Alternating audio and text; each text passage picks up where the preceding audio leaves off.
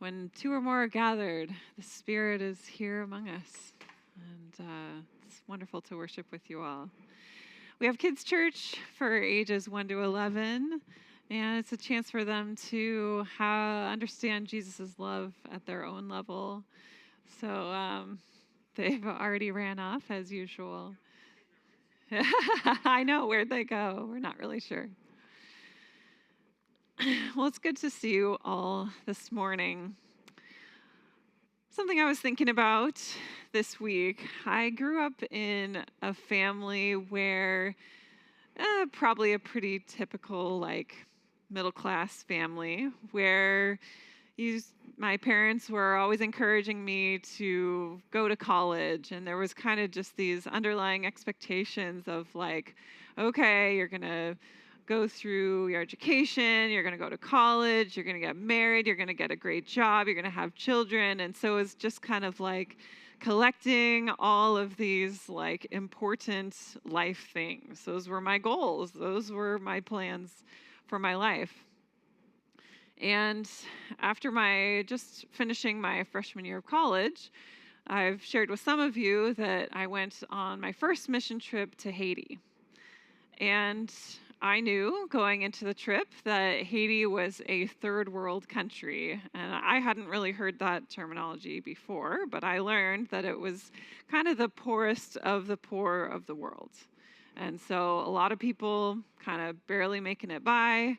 And so in my frame of mind of okay, I gotta in order to accumulate success for myself, that I need to kind of do all of these different things to make sure that I move forward in life, that happiness was possible as long as I followed that path.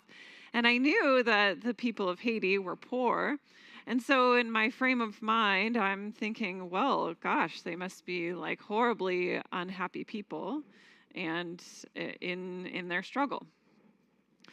And so we fly in, we arrive, and we get in some cars to head up to our location. We were going to be spending time in the northern villages of Haiti. So we flew into Port-au-Prince, which is kind of central Haiti. Haiti's in this shape of a backwards C. And so Port-au-Prince is just kind of right here in the center, and we were going to travel up to the northern part of Haiti. And if it had modern American roads, this trip would have taken about an hour and a half. But there were not there were not American roads. And so this trip took us about 7 hours. And so we drove by lots of different things, dirty streets, and people who did seem to be struggling, did seem to not have a lot of money. Maybe what they were wearing was all they had. And we would go on these roads, and it was kind of this constant construction project. And so some of the roads were looking pretty nice. And then suddenly the construction project ended and our driver had to bounce down into the gravel roads, and then suddenly we're hitting all these potholes and gravel roads. And so because we had met some people, we were just in our own cars with our own team, all I was seeing was the people around us. And this is a pretty typical picture. This is not my photo, but as I remember when I was in Haiti, this is over 20 years ago now, but something like this, a house like this, family, similar clothing. When I saw this picture, I was like, oh yeah, that's exactly what things were like when I was there. And so I was imagining that these people were going to be pretty unhappy. I was ready to feel very sorry for them. And I will come back to that story later. We have been in our series of gods and kings. We live in a polarized world where lots of things are wanting our followership, I guess. Like political parties or riches or success or money kind of drawing us in to become our gods. And so the book of First Kings is part of Israel's story of them having lots of different kings and the stories that they're learning in the midst of it. And so we have made it to chapter 9. And we're going to pick up there.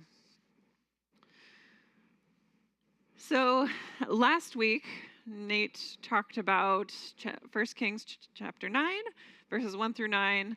And it's a time where God comes to visit Solomon and gives him a warning.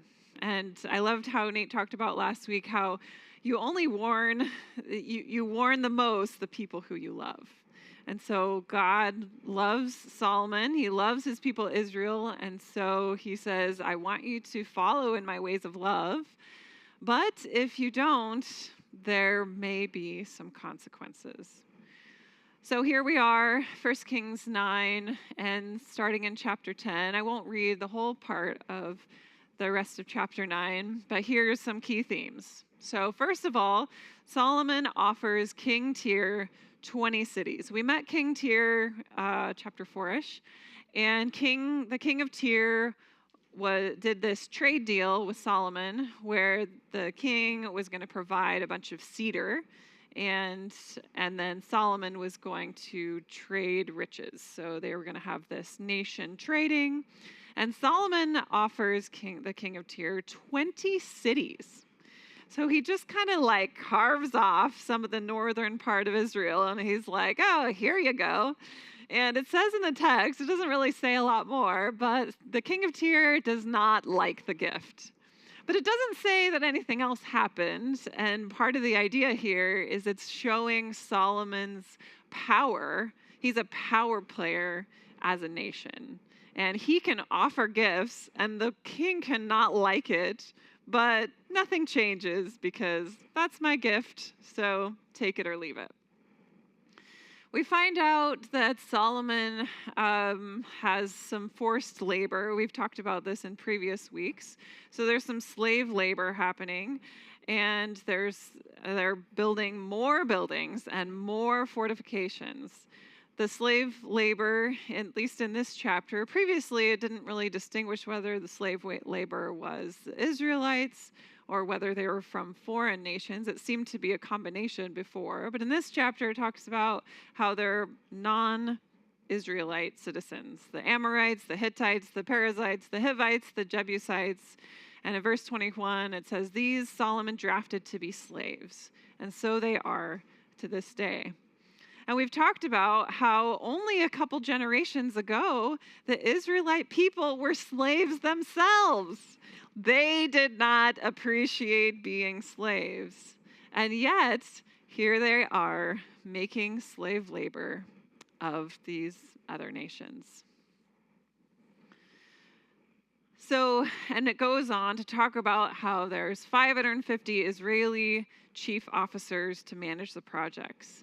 So again, it's talking about how Solomon has all of these resources with huge amounts of projects. And only a couple generations ago, they're like this agricultural society who's just kind of moving around, but they have Solomon has moved them into this season with so much organization where everything has a plan and there's buildings being built. And in the midst of this, we have a small chunk. So most of the verse is all about these successful things that Solomon is doing. But there's this small little chunk in verse 25 that says, 3 times a year, Solomon used to offer up burnt offerings and peace offerings on the altar that he built to the Lord, making offerings with it before the Lord. So he finished the house. So it's kind of like this little tiny oh yeah, he did a couple things, I guess, maybe serving the Lord, but back to the building projects. And so then it starts going on and on about more building projects. And now he's got a fleet of ships that he's building. And now we make it to the beginning of chapter 10. And we'll read this one out. We're going to have a visit from a queen. When the Queen of Sheba heard of Solomon's fame, which brought honor to the name of the Lord, she came to test him with hard questions. She arrived in Jerusalem with a large group of attendants and a great caravan of camels loaded with spices, large quantities of gold and precious jewels. When she met with Solomon, she talked with him about everything she had on her mind. Solomon had answers for all her questions. Nothing was too hard for the king to explain to her. When the Queen of Sheba realized how very wise Solomon was, and when she saw the palace he had built, she was overwhelmed. She was also amazed at the food on his tables, the organization of his officials, and their splendid clothing, the cupbearers and the burnt offerings Solomon made at the temple of the Lord. She exclaimed to the king, "Everything I heard in my country about your achievements and wisdom is true.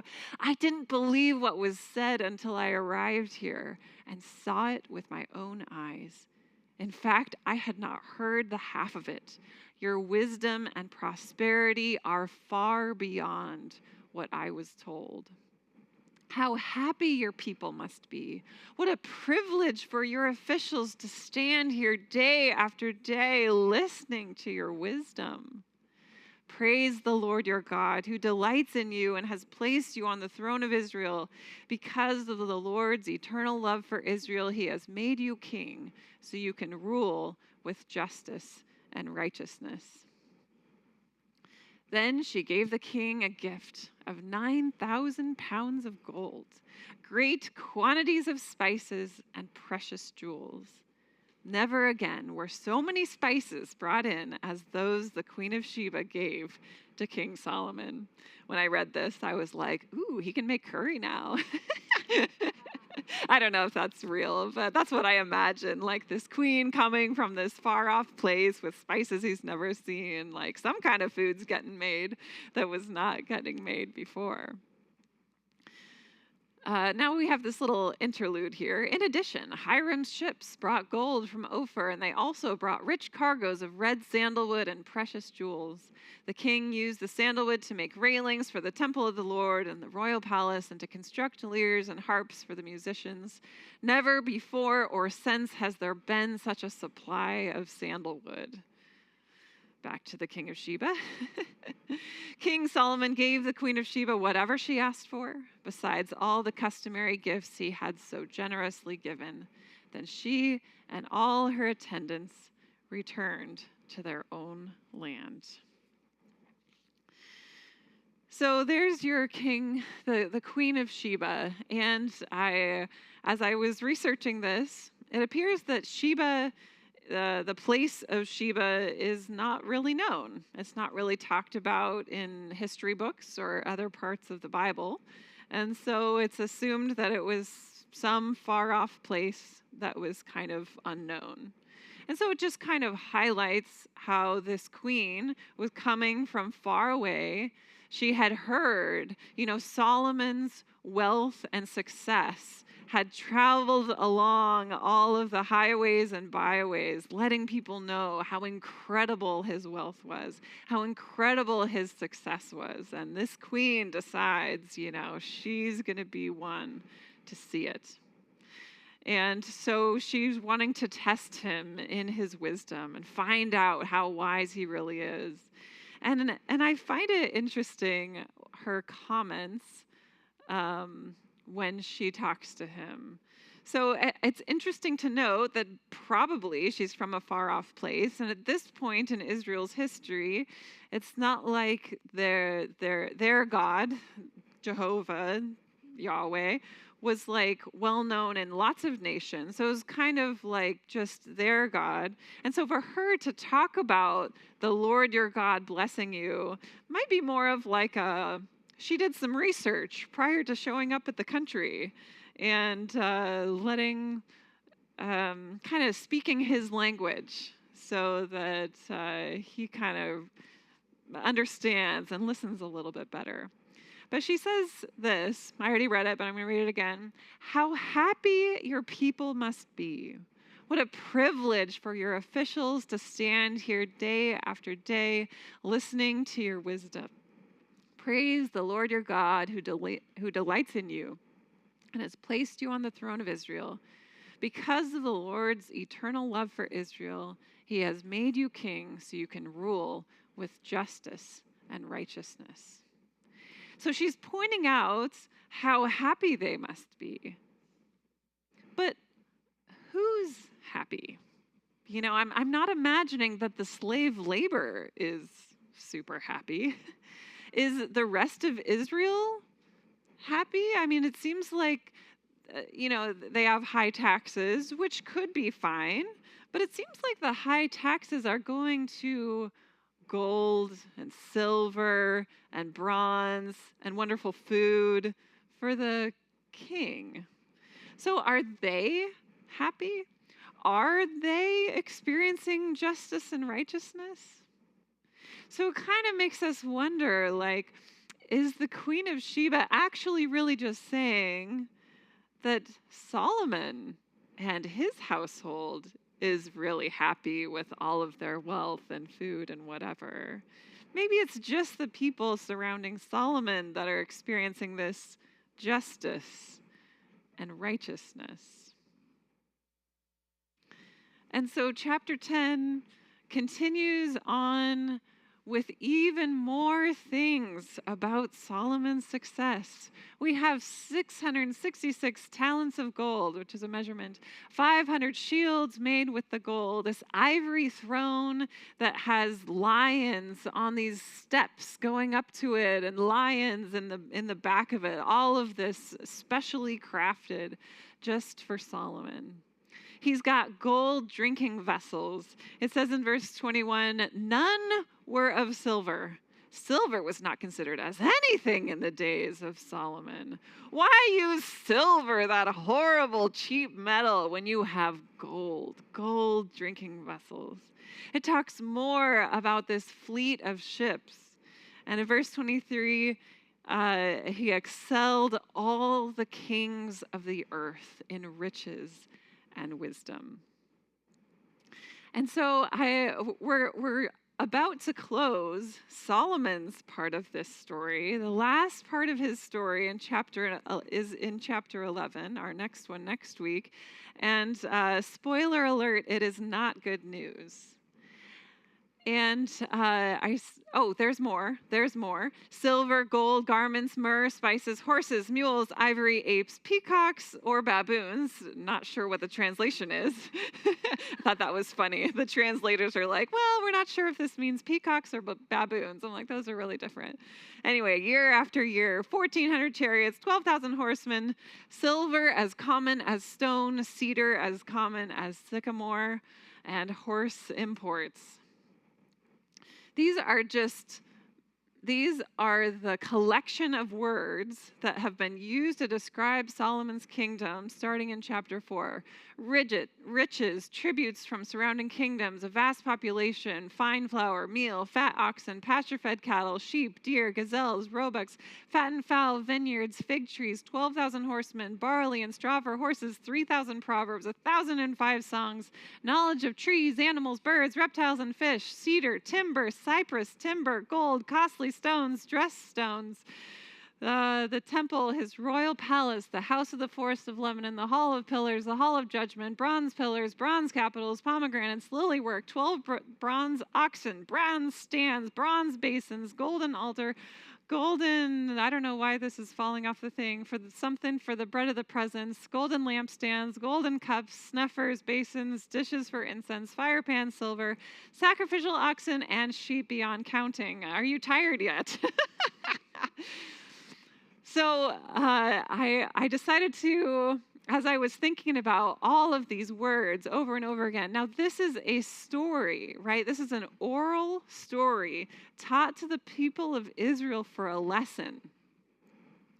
And so I divided the things, the 10 chapters that we've looked at so far and what it's highlighting In chapter 1, King David died, Adonijah rose up, and David crowned Solomon.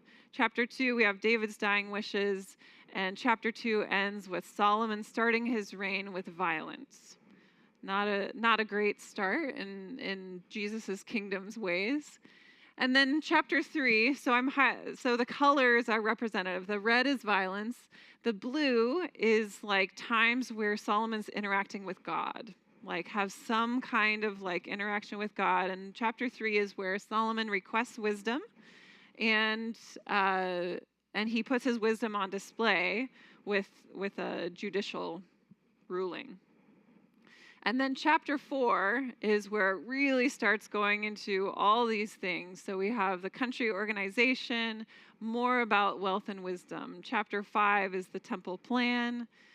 So these orange areas are all about this wealth and success. Chapter 6, the temple build. Chapter 7, more about the temple build. The 8 is where the temple's dedicated, and so this is another like time where God's kind of interacting. The ark is dedicated, and Solomon has this prayer that he offers to God. And in chapter 9 was last week where God is giving him a warning. But then we see more success in the end of chapter 9. Chapter 10 is what we just talked about with Sheba visiting, Queen of Sheba visiting, and more wealth. And so if you put it all together, most of the first 10 chapters are talking about all of the success and wealth and organization, with a few blue areas where God's interacting, and then the red violence. So I put it in a pie chart, as a good math major does. And so this is the first 10 chapters of the book of 1 Kings. Massive amounts of words about wealth and success, with some violence thrown in, and some at least attempts at interacting with God. I found it interesting that in both of the major encounters that Solomon has with God, it's like God decided to visit him. I'm not sure how much Solomon was really actively seeking God. I think he was spending a lot of time building a lot of stuff.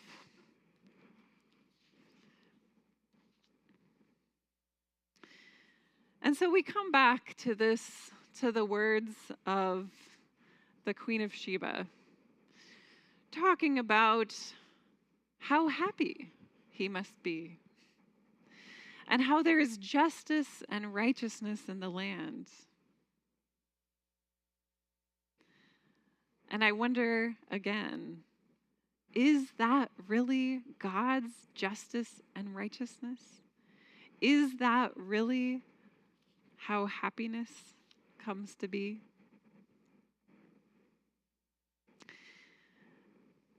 As I shared, when I arrived in Haiti, I was expecting to meet very downcast people. The first person I met was Pastor Dio. Pastor Dio was a short, stout man, but he has had the biggest smile that you could imagine on a person. It was like his smile stretched all the way from one ear to the next. He was so happy. He was so blessed that we were there. He loved God. He loved to talk about how much God had blessed him. He didn't have a lot of money, but he was wonderfully joyful. I went to a worship service at the local church there, and I was genuinely blown away by the joy and the dancing that they sung with and interacted with in their church service.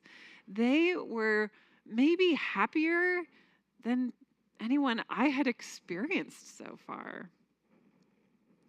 And it kind of broke my understanding of what it meant to end up happy or end up having justice or righteousness. I was confused because I thought that security was found in collecting stuff, collecting all the right things, money, success, so that I could be happy. But somehow my experience in Haiti, it was genuinely confusing to me. Like, how could these people have any ounce of happiness because they hadn't collected anything? Solomon had collected all the stuff. I don't know if you've had an experience where someone says to you, "You must be so happy." I wonder what Solomon was thinking when the Queen of Sheba asked him that, or said, like, "You must be so happy." Was he? He had a lot of stuff, but was he happy? He seemed like he needed more and more and more stuff to try to get there.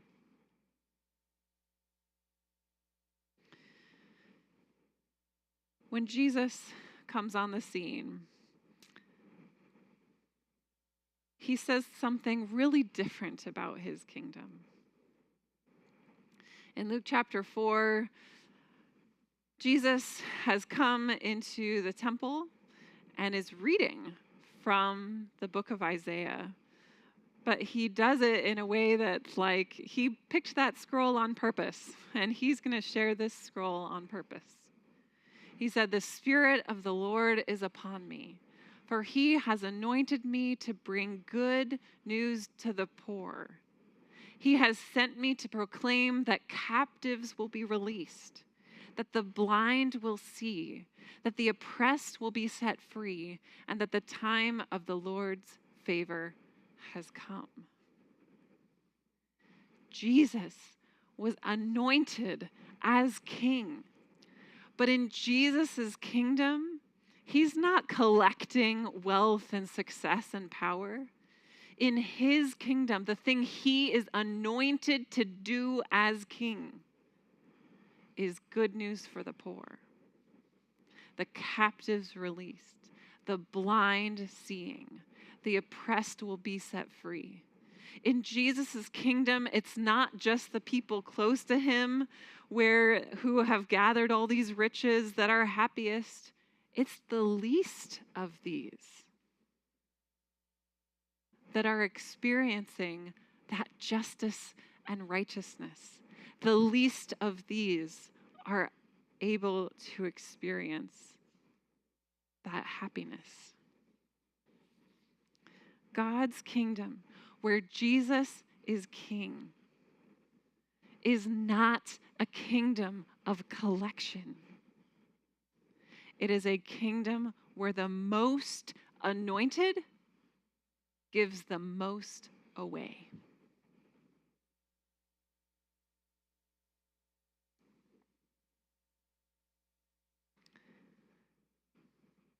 Makes me ask myself, is my life defined by what I'm collecting?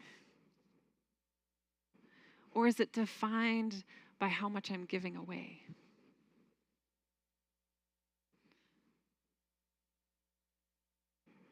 Who do I know who's oppressed, who's blind, who are captive, who are poor? I find it interesting, too, that he's not giving riches to the poor. He's giving good news.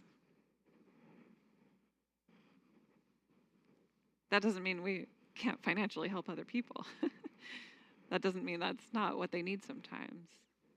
But the good news is far greater than money or success, anything you can collect.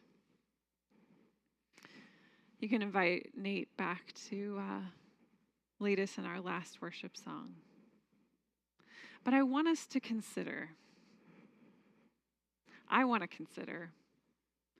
who are the oppressed in my life? Who are the blind in my life? Who are the poor in my life? Who are the prisoners in my life that need to be set free? I want to be known as someone who gives away, who isn't known for just collecting things.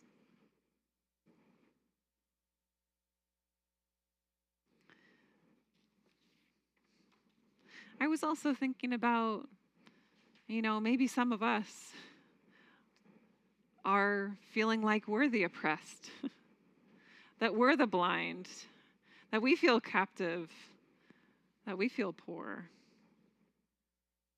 I just feel like it's important to share today that God's Spirit, He is anointed to bring you good news, to bring release for you as captive, to bring seeing eyes for those who feel blind, to set you free if you are oppressed. The kingdom of Jesus is for you. So as we sing our last song, will you consider someone in your life this week? Maybe it's you, but I want you to think about someone else too, who needs some of the good news of Jesus' kingdom, where the poor and the captive are his focus, where the least of these, the least, receive maybe the most of Jesus' love. Let's worship together.